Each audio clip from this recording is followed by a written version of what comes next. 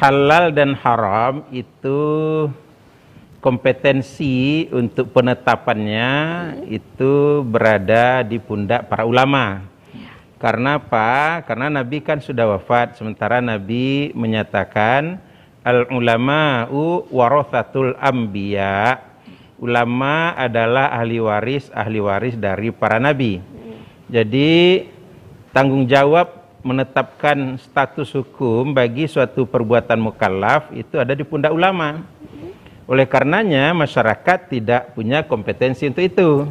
Sebab ulama itu adalah orang-orang yang memang sudah mendalami ajaran Islam sedemikian rupa, mendalami kaidah-kaidah agama sedemikian rupa, sehingga dengan kedalaman ilmu pengetahuan agamanya itu mereka berkompeten untuk menetapkan halal dan haram.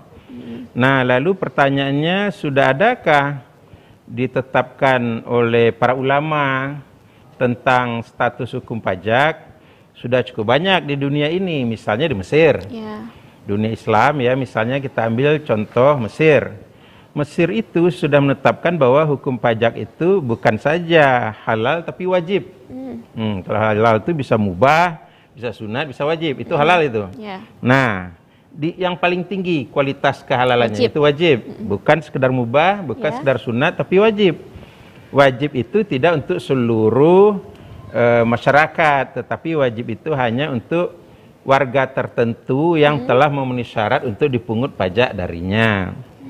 Atau bahasa agama namanya aghnia, kelompok dhehef, orang yang punya kekayaan sudah memenuhi batas tertentu. Nah, kemudian di Mesir itu ada ulama pada abad ke-19, misalnya Syekh Muhammad Abduh, Syekh Muhammad Rashid Ridha. Ini dua orang ini adalah tokoh ulama besar, pembaharu di Mesir.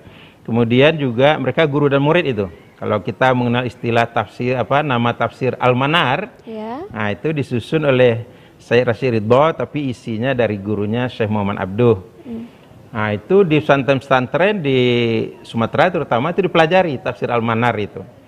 Lalu di Mesir juga ada Syekh Mahmud Saltud, ini pernah jadi rektor Al-Azhar University Kairo. Kemudian ketua ulama sedunia Syekh Muhammad Yusuf Qaradawi. Nah itu juga menetapkan wajib pajak. Beliau sekarang domisili di Qatar, di Doha atau Doha, Qatar. Nah, menurut Syekh Yusuf Qaradawi, pajak itu adalah jihadul amwal, jihad berupa harta. Kenapa? Karena dengan begitu orang-orang kaya bisa menyerahkan sebagian harta mereka kepada pemerintah yang oleh pemerintah nanti akan digunakan untuk pembangunan fisik. Untuk kemaslahatan umat. Kemaslahatan umat.